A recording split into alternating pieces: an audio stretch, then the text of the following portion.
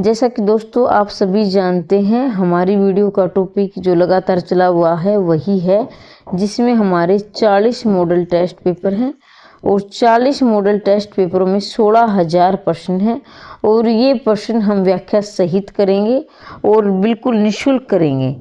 तो अगर ये लगातार चाहते हैं तो चैनल को सब्सक्राइब कर दें और शेयर कर दें। नमस्कार दोस्तों, स्वागत है आपका सक्सेस इन हिंदी एकेडमी में।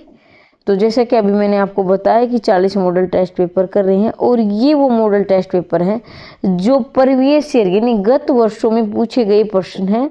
ये मैंने कोई अपनी तरफ से नहीं बनाए हैं, ये आयोग की तरफ से दिए हुए प्रश्न हैं और ये वही है जो बार बार रिपीट होते हैं। और ऐसा है, आप सभी जानते हैं कि जो एक परीक्षा होती है उसमें लगभग 50 से 60% पेपर प्रीवियस ईयर से ही बनता है, तो ये ध्यान से करें। और लगातार हमारी, जिसने नहीं देखी है, लगातार हमारी सीरीज चली हुई है। 3 वीडियो मैं डाल चुकी हूँ, ये हमारी लगभग चौथी वीडियो है। ठीक है, तो वो भी अवश्य देखें। इसे देखने के बाद आगे बढ़ते हैं। ठेठ हिंदी का ठाठ तथा अध किला फूल किसके उपन्यास हैं? भाई, ठेठ हिंदी का ठाठ है, ये 2 उपन्यास हैं। एक तो ठेठ हिंदी का ठाठ और एक है अध किला फूल। ये किसके उपन्यास है? ऑप्शन आपके सामने है। प्रेमचंद के हैं, निराला के हैं, दिनकर के हैं, अयोध्या सिंह उपाध्याय हरिओद के हैं। तो मेरे उत्तर बताने से पहले आप उत्तर लगा लिया करें ताकि आप अपनी तैयारी को जांच सके कि आपकी कितनी तैयारी हो चुकी है, कितनी बाकी है। तो इसका उत्तर रहेगा option number D, Ayodhya Singh Upadhyay Hariaudh, ठेठ हिंदी का ठाठ और अध किला फूल। अब इसके बारे में हम विस्तार से चर्चा करेंगे। अयोध्या सिंह उपाध्याय का जो बहुत ही प्रसिद्ध उपन्यास वो है महाकाव्य, माफ कीजिए महाकाव्य है, जो है प्रिय प्रवास है। आप सभी जानते हैं खड़ी बोली का है, खड़ी बोली का प्रथम महाकाव्य प्रिय प्रवास है। ये कब लिखा गया था? 1914 में लिखा गया था। इसमें कितने सर्ग है? इसमें 17 सर्ग है। ये बार बार परीक्षा में पूछा जाता है और आपको आता भी है, लेकिन जो नए अभ्यर्थी है उनको भी हम साथ लेकर चलेंगे। तो यहाँ देखिए, इसकी यही खासियत है। ये जो मैं प्रश्न करवा रही हूँ, इनकी सबसे बड़ी खासियत यह है कि अगर एक प्रश्न आता है तो उसके महत्वपूर्ण जितने भी प्रश्न है पूरा टॉपिक कवर हो जाता है, यही खासियत है। ठेठ हिंदी का ठाठ 1899 में, अध किला फूल उपन्यास अयोध्या सिंह उपाध्याय हरिओद का, भी ये क्या है, इनके सन भी दिए गए हैं और अयोध्या सिंह उपाध्याय हरिओद का। अब हम प्रेमचंद के बारे में चर्चा करेंगे। सेवा सदन, रंगभूमि, गबन, कर्मभूमि, निर्मला, कायाकल्प, प्रेमा, सेवा सदन। देवसथान थोड़ा नया लग रहा है, ये बाकी सभी जानते हैं। रहस्य, ये भी नया है, देवसथान और रहस्य। मंगलसूत्र इनका अपूर्ण है। अब देखें तो इसके सन भी पूछ लिए जाते हैं। सेवा सदन 1921 का है, रंगभूमि 25 का है, गबन 31 का है, निर्मला 27 का। तो आप ये सारे याद कर लेंगे। ठीक है, गोदान इनका अंतिम है और 1936 में लिखा गया था। गोदान अंतिम है और ये मंगलसूत्र अपूर्ण है। आप देखिए निराला के देखेंगे, अप्सरा, अलका, निरुपमा, कुल्ली भाट, प्रभावती, काले कारनामे, चोटी की पकड़। तो ये क्या है? निराला के उपन्यास है। अप्सरा है, अलका है, निरुपमा है, कुल्ली भाट है, प्रभावती है, काले कारनामे, चोटी की पकड़। अब क्या है, थोड़ी सी ट्रिक से पढ़ेंगे। अप्सरा और अलका क्या है? निराली है। भाई, जैसे किसी लड़कियां होती हैं ना थोड़ी सी चुलबुली टाइप की, जैसे एक्टिंग, जैसे गाने का, डांस का, कुछ ऐसे बोलने का, ये शेर शायरी, तो वो अलका और अप्सरा कैसी हैं? निराली है। कुल्ली भाट भी, भाट आपने देखे होंगे जो सारंगी बजाता है, कि जाति होती है भाटों की, तो वो भी क्या है? निराले होते हैं। प्रभावती, और जो प्रभाव, ये नहीं प्रभावती मतलब जिस पर हम प्रभाव छोड़ते हैं, जो कुछ ऐसे महिलाएं लगाई चाहे पुरुष ऐसे होते हैं जो दूसरों पर प्रभाव छोड़ते हैं, वो बड़े निराले होते हैं, उनमें कुछ खास बात होती है। काले कारनामे, अब देखो काले कारनामे ये क्या है कि जो कुछ अलग ही कारनामे होते हैं। जो चोटी की पकड़, तो ये सारे अपने अंदाज से आप याद कर सकते, जरूरी नहीं मैं बता रही वही आप याद करेंगे। परीक्षा उपन्यास का प्रकाशन वर्ष कब है? तो देखिए प्रकाशन है इसमें 1882 है, 84 है, 83 है, 85 है। इसका उत्तर आपका रहेगा ऑप्शन नंबर ए। और ये किसका है? लाला श्रीनिवास दास का। ये भी आप याद रखेंगे, लाला श्रीनिवास दास इसके क्या है? लेखक है। अब देखो ट्रिक देखिए हमारी। अब आपकी परीक्षा होती है तो ये क्या है कि अब देखो लाला आपकी जो परीक्षा होती है, जो परीक्षा गुरु यानी परीक्षा आपकी कहाँ हो रही है, लाला के निवास स्थान पर हो रही है। जैसे कि स्कूल में होती है, कॉलेजों में होती है, जो लाला होते हैं, जैसे लाला जिनको बोलते हैं पंडित, जो जो जो बिजनेसमैन होते हैं आजकल, तो लाला के जिनको इतना बड़ा निवास स्थान है कि परीक्षा लाला के निवास स्थान पर हो रही है, 1882 को हो रही है। ठीक है, तो ये देखिए विस्तार से हम पढ़ेंगे।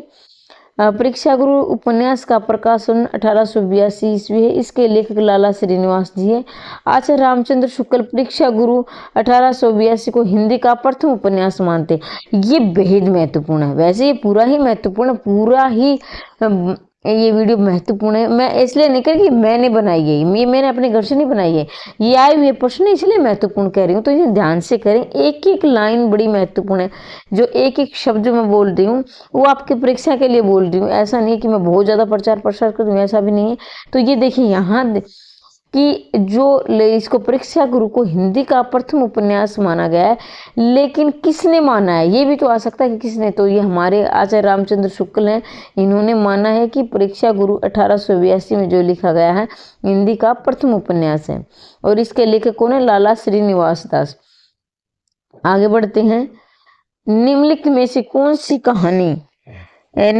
सी कहानी प्रसाद द्वारा रचित नहीं है?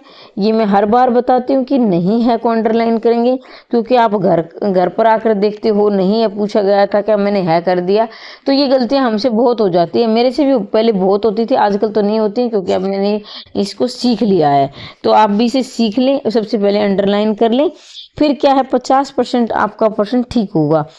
क्योंकि अब क्या है, आपने ये जान लिया कि प्रश्न में पूछा क्या गया है, और ये जानना बहुत जरूरी, क्योंकि बहुत से बच्चे हड़बड़ाहट में है को नहीं पढ़ते, नहीं को है पढ़ते, लेकिन यही कि प्रश्न पढ़ते हुए पहले आप अंडरलाइन करेंगे तो 50% आपकी यहाँ जीत हो चुकी है। आपने ये जान लिया कि प्रश्न में क्या पूछा गया। अब प्रश्न को आप ध्यान से पढ़ेंगे। ममता है, सुजान भगत है, सालवती छाया है, तो इसका आपका उत्तर रहेगा सुजान भगत। जो है जयशंकर प्रसाद द्वारा रचित कहानी क्या ममता भी है, सालवती भी है, छाया भी है, लेकिन सुजान भगत कहानी है ये किसकी है, जयशंकर प्रसाद की नहीं है। आगे बढ़ेंगे, विस्तार से देखेंगे। सुजान भगत कहानी प्रसाद द्वारा रचित नहीं, बल्कि ये प्रेमचंद की कहानी है। किसकी, सुजान भगत। ये भी आप याद रखेंगे भाई, सुजान भगत जो कहानी है ये किसके, प्रेमचंद की है, जयशंकर प्रसाद की नहीं है। सुजान भगत प्रेमचंद की। आप देखेंगे सुजान भगत है भाई, देखो सुजान जिसको बोलते हैं सज्जन को, जो सज्जन पुरुष होते हैं, जो दूसरों के साथ प्यार से पेश आते हैं, किसी से गलत बर्ताव नहीं करते। तो देखो सुजा और भक्त होते, किसी का भगत लीजिए, वो किसी का भी भगत है मतलब सच्चे मार्ग पर चलने वाले जिसको कहते हैं, तो वो क्या उसके हृदय में प्रेम होता है, तभी लोग उसे सुजान भगत का नाम देते हैं, प्रेम करता है। तो सुजान भगत किसकी होगी रचना, प्रेमचंद की होगी। ठीक है, अब आगे बढ़ेंगे। देखिए ममता है ये पहले बात कर चुके हैं, सालवती है, छाया है, ये जयशंकर प्रसाद की रचना है। आगे बढ़ते हैं। जयशंकर प्रसाद की अन्य कहानियां भी आप याद रखेंगे। पत्थर की पुकार, उस पार का जोगी, चंदा, खंडर की लिपि, मधुआ, पुरस्कार, गुंडा, छोटा जादूगर। तो यहाँ देखेंगे गुंडा कहानी है जो बड़ी प्रसिद्ध कहानी है, ये आप अवश्य बार बार परीक्षा में पूछा जाती है। छोटा जादूगर भी पूछी गई है, और ये इतनी नहीं पूछी गई, जिसमें से ये तो पूछी गई है, ये बड़ी प्रसिद्ध है। मधुआ है, पुरस्कार है, गुंडा है, छोटा जादूगर है, ये जयशंकर प्रसाद की कहानी है। अब देखो जयशंकर प्रसाद को आप पढ़ेंगे शंकर से।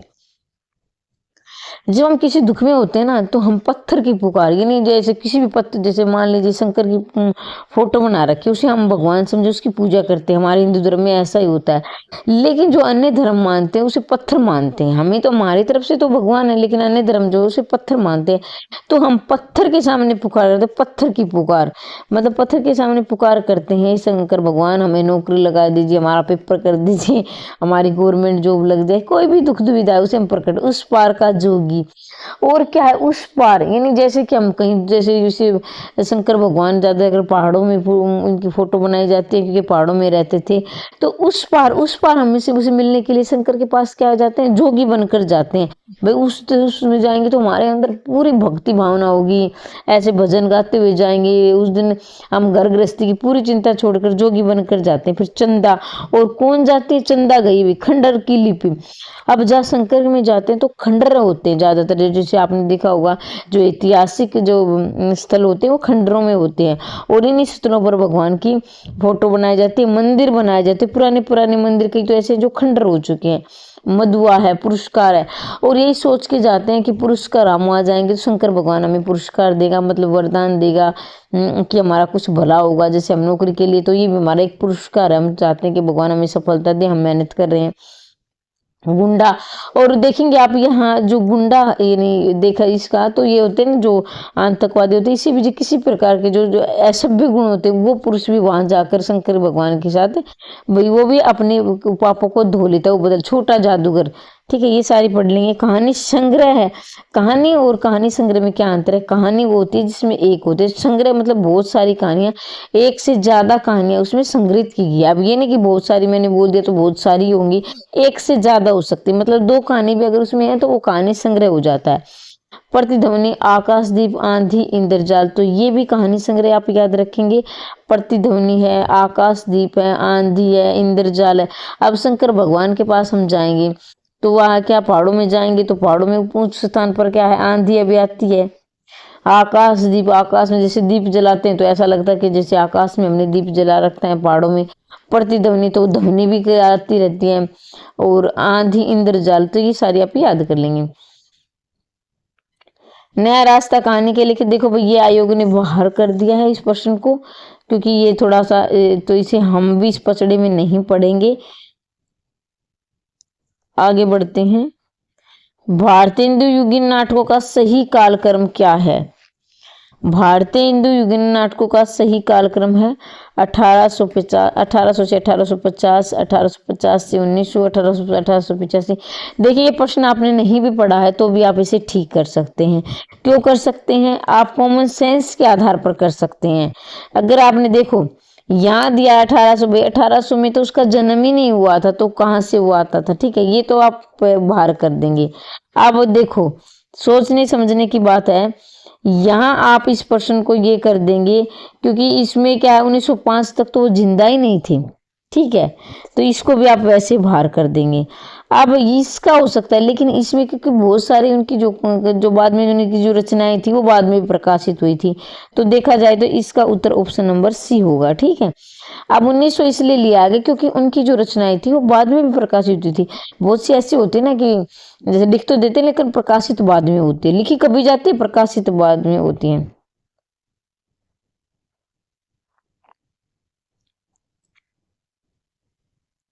स्वर्ग की झलक व अंधी गली के लेखक में से कौन है। स्वर्ग की झलक व अंधी गली के लेखक में से उपेंद्र नाथ अस्क, उदय शंकर भट्ट, वृंदावन लाल वर्मा, लक्ष्मी नारायण मिश्र। तो ये इसका उत्तर रहेगा ऑप्शन नंबर ए। स्वर्ग की झलक व अंधी गली के लेखक कौन है। स्वर्ग की झलक व अंधी गली के लेखक उपेंद्र नाथ अस्क।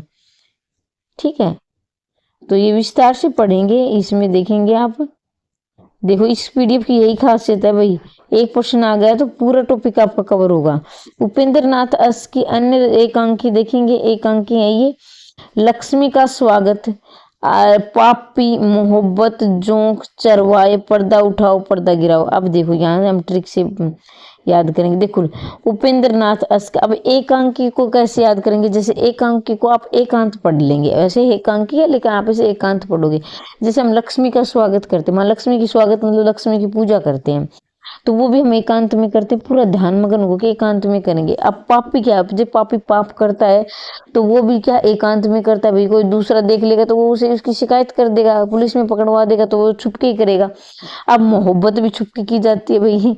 जोंक, अब जोंक और चरवाए, चरवाए भी क्या होता है कि चरवाए भी एक जैसे देखा जाए तो जैसे भीड़ भड़ाका का जो एरिया नहीं होगा एकांत होता है, वो उसी में चराता है चरवाए, क्योंकि भीड़ भड़ाके एरिया में तो भाई वो अपने भेड़ों को या जो भी उसके पशु है उनको घुसाएगा नहीं, वो एकांत में ले जाएगा। पर्दा उठाओ पर्दा गिराओ, जब पर्दा उठाकर कोई चीज की जाती है, जैसे कोई भी तो वो, और जैसे मान नाटक है तो उसमें क्या है, पर्दा गिराता है और पर्दा उठा, तो एकांत में ही की जाती है, वो भी एकांत में पर्दा उठाना और पर्दा गिराना। इसलिए पर्दा उठाया जाता है, इसलिए गिराया जाता है, पर्दा इसलिए गिराया जाता है कि कोई दूसरा ना देखे, तो इसलिए ये भी एकांक है। तो ये एकांक याद करने का मैंने एक सूत्र बताया आपको। लक्ष्मी का स्वागत है, पापी है, मोहब्बत है, जोंक है, चरवाए हैं, पर्दा उठाओ पर्दा गिराओ, ये सब एकांकी है। और किसके हैं, उपेंद्र नाथ अस्क की, किसकी है, उपेंद्र नाथ अस्क की। और जब ये सारे जैसे पापी पाप करता है बाद में उसको पछतावा होता है तो अश्क बहाता, अश्क मतलब होते हैं ना आंसू, ये हालांकि ये लेखक का नाम है लेकिन हम इसके अश्क को आंसू से पढ़ेंगे।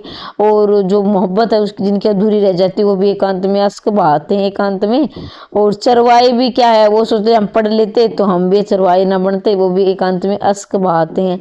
पर्दा उठाओ पर्दा गिराओ, तो परदेश में होता ही है एकांत में है, पर्दा उठाना गिराना वो अपने आप में भी कोई ऐसी घटना दिखाई जाते हैं जिसमें अश्क आ जाते हैं। तो ये नहीं जरूरी कि मैं लग रहा कि आपको किसी कि हमारा टाइम खराब हो रहा है तो आप अपने तरीके से भी इसे याद कर सकते हैं, लेकिन आप कमेंट बॉक्स में अवश्य बताएंगे कि वीडियो आपको कैसी लगी। आपका जो रिस्पॉन्स आएगा उसी आधार पर मैं पढ़ाऊंगी। ये नहीं मैं अपने आप को परिपूर्ण मानती हूँ या मैं संपूर्ण मुझे सब कुछ आता है, ऐसा मैं कभी नहीं कहती। आपसे मैं बहुत कुछ सीखती हूँ। उदय शंकर भट्ट के बारे में देखेंगे। एक ही कब्र में 10,000 नए मेहमान, पर्दे के पीछे मुंशी अनोखे लाल, विष की पुड़िया। तो देखें उदय शंकर भट्ट, एक ही कब्र में 10,000 नए मेहमान, पर्दे के पीछे मुंशी अनोखे लाल, विष की पुड़िया। अब देखिए उदय शंकर, भाई उदय शंकर की क्या एक ही कब्र है, क्या है, और क्या 10,000 हैं और नए मेहमान आते हैं। और क्या है, नए मेहमान आते तो क्या, नए मेहमानों को हम पर्दे के पीछे रखते हैं। अब मेहमान आएंगे नहीं तो हम ये थोड़ी ना अपना जो जो आपका रहन सहन है वो दिखाएंगे, उनका भी तो एकांत का होगा ना, एकांत का वो तरफ पर्दे के पीछे रखेंगे, मतलब कि पर्दा गिरा देते हैं, ये मेहमानों का रूम गिराते हैं ना। मुंशी अनोखे लाल, अब अनोखे लालों को भी हम एकांत बीच में रखते हैं। विष, विष की पुड़िया, विष की पुड़िया भी अगर कोई विष की पुड़िया लाएगा सबको दिखाकर थोड़ी लाएगा, वो भी एकांत में लाएगा। तो ये देखेंगे यहाँ उदय शंकर भट्ट, उदय शंकर भट्ट वे क्या है, उसको विष की पुड़िया लाए तो उसको ये हो रहा है कि उदय शंकर यानी शंकर भगवान का नाम ले रहा है वो। वृंदावन लाल वर्मा, बड़े सबसे बड़ा आदमी, मैं और केवल मैं, दो कलाकार। वृंदावन लाल वर्मा कहते हैं कि मैं सबसे बड़ा आदमी हूँ क्योंकि मैं वृंदावन में रहता हूँ। वृंदावन लाल वर्मा करेंगे मैं सबसे बड़ा हूँ, मैं और केवल मैं। अब भाई जो सबसे बड़ा आदमी समझेगा अपने आप को वो कहेगा सिर्फ मैं ही हूँ और कोई नहीं है, मैं और केवल मैं, यानी मैं ही हूँ सिर्फ, आगे भी मैं पीछे भी मैं, सबसे बड़ा आदमी हूँ मैं और केवल मैं हूँ। और कौन कहता है, ये वृंदावन वर्मा करें। दो कलाकार, मैं एक कलाकार नहीं हूँ, मैं दो कलाकार हूँ क्योंकि मैं सबसे बड़ा आदमी हूँ। तो इस तरह से आप इसे याद कर लेंगे। आगे बढ़ेंगे। आधे अधूरे नाटक का मूल प्रतिपाद, प्रतिपाद मतलब समझते हो कि उद्देश्य, प्रतिवाद का मतलब होता है उद्देश्य क्या है, नौकरशाही है, मध्यम वर्गीय परिवार की विसंगति है, चुनावी दलीय राजनीति, सामुदायिक बिलगाव है। तो ये तो आपने पोस्ट ग्रेजुएट में पढ़ा है, सभी जानते हैं और सभी को आता भी। बिल्कुल आसान प्रश्न है लेकिन महत्वपूर्ण प्रश्न है। तो यहाँ देखेंगे मध्यम वर्गीय परिवार की विसंगति दिखाई गई आधे अधूरे नाटक में। जैसे वो महिला है तो किस प्रकार, और पुरुष भी अपना, जो पुरुष है पुरुष वाला काम नहीं करता है, महिला है वो अलग है। तो ये आपने पढ़ा है, ये विस्तार से पढ़ लेंगे एक बार, क्योंकि जब मैं वैसे बताने तो मैं बता सकती हूँ लेकिन जब आप आपकी आंखों के जब सुनोगे ये और देखोगे भी तो जब लंबे समय तक याद रहता है, इसलिए मैं यहाँ से व्याख्या करती हूँ, नहीं तो मैं तो पहले पढ़ के आती हूँ इसको ताकि मैं कुछ गलत ना बता दूँ आपको। आधे अधूरे नाटक का मूल प्रतिपाद मध्यम वर्गीय परिवार से विसंगति है।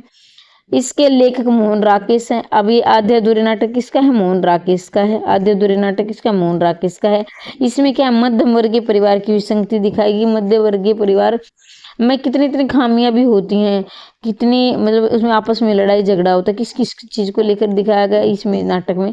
आधे अधूरे नाटक की समकालीन जिंदगी का पहला सार्थक, यानी ये देखिए यहाँ से लाइन बहुत महत्वपूर्ण है, ये बार बार आया गया। आधे अधूरे नाटक समकालीन हिंदी का पहला सार्थक हिंदी नाटक माना गया। समकालीन जिंदगी का, माफ कीजिए, समकालीन हिंदी नहीं, समकालीन जिंदगी का, समकालीन जिंदगी यानी समकालीन जिंदगी का पहला सार्थक। अब समकालीन मतलब अब जो जिंदगी चली हुई है ना हमारी समकालीन, ये नाटक ऐसा है, कल भी शूट करता था जिंदगी से, आज भी करता और भविष्य में भी करेगा, क्योंकि कुछ चीजें ऐसी होती हैं जो कॉमन होती है, जो चलती है। अब देखो, अब जो रोजगार का जो संघर्ष है, पहले भी लोग कर रहे थे, आज भी कर रहे हैं, वो बात है, वो तरीका बदल जाता है और आगे भी करेंगे, क्योंकि कुछ चीजें ऐसी होती हैं जो हम पीढ़ी दर चलती रहती हैं। आधे अधूरे नाटक को मील का पत्थर भी कहा जाता है, आधे अधूरे नाटक को मील का पत्थर भी कहा जाता है। तो ये दोनों ही लाइनें आप अवश्य याद करेंगे। जो बच्चे नेट और असिस्टेंट प्रोफेसर की तैयारी कर रहे हैं उनके ये प्रश्न बहुत बनते हैं, और जो टीजीटी पीजीटी की जो तैयारी कर रहे हैं, मैं बता देती हूँ, तो उनका यहाँ तक काम चल सकता है। लेकिन आजकल क्या है, टीजीटी का तो मैं इतना नहीं कर सकती, लेकिन पीजीटी का लेवल भी हाई लेवल बनने लगा है। तो आप ये नहीं कि सिर्फ एक परीक्षा की तैयारी करें। अगर आपको सरकारी नौकरी चाहिए तो टीजीटी से लेकर असिस्टेंट प्रोफेसर तक की आप तैयारी करेंगे, तब आपकी कहीं नौकरी लगेगी। अब ये नहीं कि एक टारगेट बना ले मुझे जो टीजीटी की चाहिए, मैं इसी पर फोकस करूंगा, लेकिन मैं बता रही हूँ आपको, ये मेरी अपनी ज़िंदगी का अनुभव है। तो जहाँ से आप शुरू से लेकर ऊपर तक की तैयारी करें।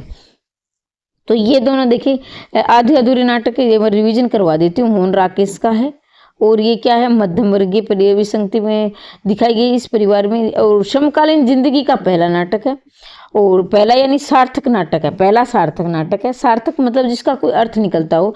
समकालीन जिंदगी का पहला सार्थक नाटक है। आधे अधूरे नाटक को मील का पत्थर भी कहा जाता है। तो यहाँ से आपके 5 प्रश्न बन गए, गिन के देख लेना, ठीक है। आगे बढ़ते हैं। हिंदी प्रदीप पत्रिका के संपादक कौन है? तो हिंदी प्रदीप के पंडित प्रताप नारायण मिश्र है, आचार्य रामचंद्र शुक्ल है, आचार्य हजारी प्रसाद द्विवेदी, बालकृष्ण भट्ट है। तो ये देखेंगे आप, इसके बारे में पढ़ेंगे तो ऑप्शन नंबर डी इसका सही उत्तर होगा, बालकृष्ण भट्ट है। इसके साथ ही अन्य भी नाटक है, जैसे ब्राह्मण किसका है? प्रताप नारायण मिश्र का ब्राह्मण है, ये भी आप याद रखेंगे। तो ये पत्रिका के इसके आगे तो ये विस्तार से पढ़ेंगे भाई सारे। हिंदी प्रदीप संपादक इसके बालकृष्ण भट्ट है। और ये क्या है? मासिक है, याद ये भी आता है कि साप्ताहिक है या मासिक है या दैनिक है। तो हिंदी प्रदीप नाटक ऐसा, माफ कीजिए ना, पत्रिका। मैं आज मेरी आवाज से वैसे मैं पढ़ रही हूँ, लेकिन हो जाता है, कई बार होता है हमारे साथ ऐसा। हिंदी प्रदीप की क्या है? मासिक है। और ये क्या है? बालकृष्ण भट्ट है का पत्रिका है। फिर पता नहीं क्या हो रहा है। हिंदी प्रदीप है पत्रिका, ये मासिक है, और किसकी है? बालकृष्ण भट्ट की है। ब्राह्मण ये भी क्या है? मासिक है, और ये प्रताप नारायण मिश्र की। अब थोड़ी सा मैं लॉजिक बता देती हूँ आपको। ब्राह्मण, अब ये नहीं कि मैं किसी जाति विशेष की बात करते अपने दिमाग से निकाल दें, ये मैं जाति विशेष की बात नहीं करूंगी, लेकिन हाँ, जो ब्राह्मण होते हैं, जैसे हम मानते हैं ना, जिनको ज्ञान होता है वेदों शास्त्रों का, उन्हें हम ब्राह्मण मानते हैं। वेदों का, शास्त्रों का, तो उन्होंने वेद शास्त्र लिखे थे, तो ऐसा माना जाता है हमारे समाज में। तो वो उनका प्रताप होता था। प्रताप ये लोग मानते थे, उनको जैसे शादी करवाई जाती थी, कोई भी धार्मिक कार्य उनसे करवाया जाता था, तो उनको नॉलेज होती थी, उनको ज्ञान होता था, उनका प्रताप होता था, लोग उनकी हर बात मानते थे, ठीक है। तो ब्राह्मण है, तो ब्राह्मण पत्रिका के संपादक कौन होंगे? प्रताप नारायण मिश्र, ठीक है। और ये कैसी होती थी? मासिक होती थी। आगे बढ़ेंगे। रसक रंजन किसका निबंध संकलन है? निबंध संकलन है डॉक्टर श्याम सुंदर दास का है, हजारी प्रसाद द्विवेदी का है, महावीर प्रसाद द्विवेदी का है, डॉक्टर गुलाब राय का है। तो इसका आप उत्तर देखेंगे, इसका उत्तर रहेगा महावीर प्रसाद द्विवेदी। रसक रंजन, ये द्विवेदी युग का नामकरण इन्हीं के नाम पर पड़ा था, महावीर प्रसाद द्विवेदी के नामकरण। सरस्वती पत्रिका के ये संपादक रहे हैं 1903 से लेकर 1920 तक। कई बच्चे याद कर लेते भाई, सरस्वती पत्रिका के संपादक महावीर प्रसाद द्विवेदी। लेकिन अगर ये पूछ लिया जाए कि कब रहे, तो 1903 से लेकर 1920 तक रहे हैं। और पूरे द्विवेदी युग का नामकरण इसी के नाम पर रखा गया था, महावीर प्रसाद द्विवेदी, ठीक है। और जैसे भारतेंदु युग का नाम भारतेंदु हरिश्चंद्र के नाम पर रखा गया, तो इसी तरह से, ठीक है, विस्तार से पढ़ेंगे।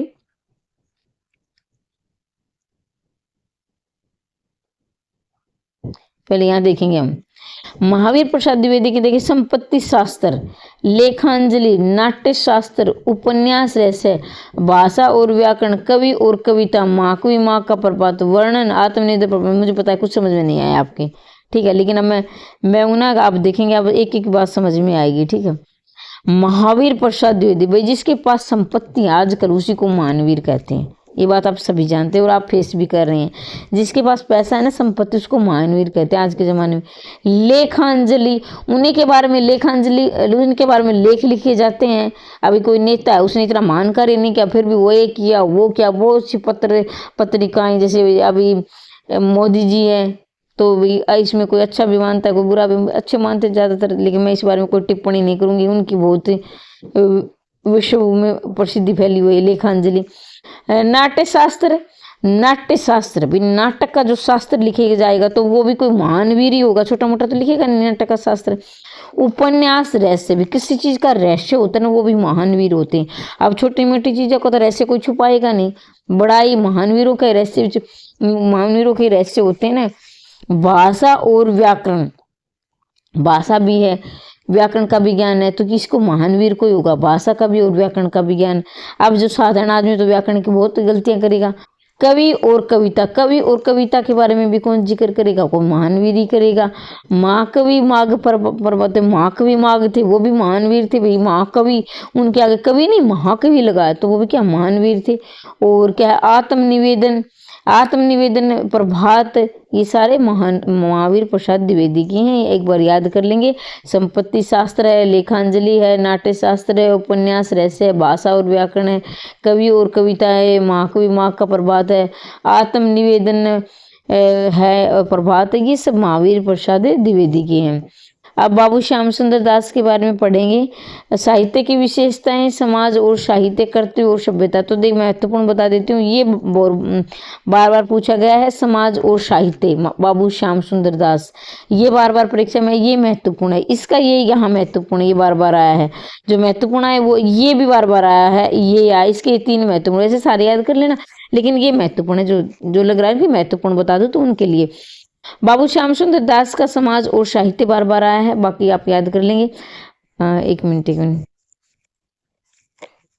यहाँ देखेंगे, हजारी प्रसाद द्विवेदी के अशोक के फूल, कल्पलता, मध्यकालीन धर्म साधना, विचार और वितरक, विचार प्रवाह, कूटज, साहित्य, सहचर, आलोक पर, इनके सारे ही महत्वपूर्ण है।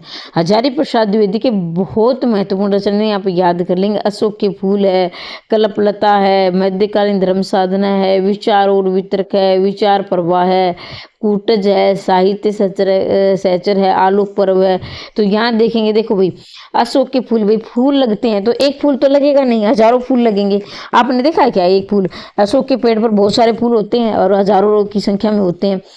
कल्पलता है, कल्प जो लताएं होती है वो भी हजारों की संख्या में होती है। मध्यकालीन धर्म साधना है, अब हमारे मध्यकालीन में लगा लीजिए धर्म है, वो हमारे हिंदू धर्म में हजारों धर्म है, तो हजारी प्रसाद द्विवेदी। विचार, हमारे मन में हजारों विचार आते रहते हैं, हम सुबह से शाम तक बहुत विचारों का प्रवाह करते हैं, हजारों विचारों का प्रवाह करते हैं। कूटज है, साहित्य सहचर, जो साहित्य का सहचर करते हैं, सहचर मतलब कि विचरण करने, तो वो भी हजारों में के लोगों ने साहित्य लिखा है, हजारों वीर हुए हैं। आलोक पर्व, ये पर्व भी हमारे क्या हजारों पर्व मनाए जाते हैं, होली है, दिवाली है, हजारों। तो इसलिए ये नहीं कि इन्हें मैं अपनी निजी जिंदगी से जोड़कर ट्रिक करके आपको समझाती हूँ, जरूरी नहीं कि आप मेरी मानो, मैं बार बार कह रही हूँ, बस मेरा मतलब ये है कि आपको महत्वपूर्ण जो है आपकी परीक्षा की दृष्टि वो आपके सामने लाना, वो आपका तरीका है कि आप किस प्रकार से याद करेंगे। और याद कर लेना, हिंदी ये आदिकाल, हिंदी साहित्य का आदिकाल भी नहीं, और हिंदी साहित्य की भूमिका, ये भी बहुत महत्वपूर्ण है इसका, हजारी प्रसाद द्विवेदी का। अब डॉक्टर गुलाब राय, ठलुआ कर, फिर निराश क्यों, मेरी असफलताएं, कुछ उथल पुथल कुछ गहरे, मेरे नापित जाए, अध्ययन और आस्वाद, प्रबंध प्रभाकर, अभी नहीं याद हुआ होगा, अभी याद करवाऊंगी। डॉक्टर गुलाब, ठलुआ कलब, अब डॉक्टर गुलाब राय कहाँ गए, ठलुआ कलब गए हैं भाई। फिर निराश क्यों, अब क्या है, डॉक्टर गुलाब राय आज निराश है, तो बोलते ना आपके दोस्त बोलते भाई आज निराश क्यों हो, फिर कल भी आप निराश थे, आज फिर क्यों नहीं। डॉक्टर गुलाब राय को उसको दोस्त पूछ रहे हैं, भाई आज फिर निराश क्यों, मेरी असफलताएं, तो डॉक्टर गुलाब राय कहेगी मैं असफल हो गया हूँ, मेरी असफलताओं के कारण मैं निराश हूँ। ठलुआ, कुछ उथले कुछ गहरे, अब क्या है कि असफलताएं क्या गई, अब कुछ उथले, मेरी असफलताएं कैसी होगी, उथले हैं और कुछ गहरी हैं असफलताएं हैं। मेरे नापित चराए, मैं और अध्ययन और आस्वाद, जो उसने अध्ययन किया था उसका आस्वादन नहीं चखा उसने। प्रबंध प्रभाकर, अब देखो आप सोच के देखिए, आप कोई परीक्षा में रह गए, ठीक है, आप बड़े उदास हो, तो आपसे पूछेंगे तो उदास क्यों भी? मैंने अध्ययन का आस्वादन नहीं चखा, मेरे कुछ गहरे राज हैं, कुछ उथले और गहरे हैं, मैं आज फिर निराश हूँ क्योंकि मेरी मुझे असफलता लगी है। तो इसी प्रकार डॉक्टर गुलाब राय करेंगे ठलुआ क्लब गया वो, फिर उन्होंने उनके दोस्तों ने कहा फिर निराश क्यों हूँ, तो उन्होंने कहा मेरी असफलताओं के कारण निराश हूँ, कुछ उछले और कुछ गहरे हैं, मेरे नापे अध्ययन का आस्वाद मैंने नहीं चखा, प्रबंध प्रभाकर मैंने बहुत प्रबंध किया था। आगे बढ़ते हैं। इसका विकाल क्रम क्या है, इसको भी भार कर दिया था इसको, तो इसमें हम जो भार किया गया उस प्रश्नों पर हम नहीं फंसेंगे। तो यहाँ देखेंगे, कला की सहायता हम लोग विश्व रूपी जीवन को समझने का साधन प्राप्त करते हैं, कथन किसका है? कला की सहायता से हम लोग के विश्व रूपी जीवन को समझने का साधन प्राप्त करते हैं, ये कथन किसका है? तो इसका आप उत्तर जान लेंगे, इसका है डॉक्टर वासुदेव क्षण अग्रवाल। कला की सहायता से हम लोक के विश्व रूपी जीवन को समझने का साधन प्राप्त करते हैं, ये कोटेशन डॉक्टर वासुदेव क्षण अग्रवाल ने दी है। इसके बारे में और कोई इसमें विस्तार से क्या देना था, इसमें तो ये कोटेशन है, आप याद कर लेंगे। वीडियो कैसी लगी कमेंट बॉक्स में अवश्य लिखेंगे। और एक बात मैं आपको बताती हूँ, चलो 1 मिनट के लिए थोड़ी आप रुकना। प्रश्न पत्र जो करवा रही हूँ मॉडल टेस्ट, उसमें सारे होंगे, इसमें सारे ये हैं, जैसे एक मॉडल टेस्ट पे आप पेपर आपको हाई लेवल का दिखेगा, जैसे नेट है, असिस्टेंट प्रोफेसर है, पीजीटी का, एक आपको दिखेगा टीजीटी पीजीटी लेवल का, ठीक है। तो ये नहीं कि अब मैं ये सोचो कि आप कहोगे नहीं मैम टीजीटी के लेवल का पीजीटी करवा दो, तो ध्यान से सुनेंगे आप मेरी बात।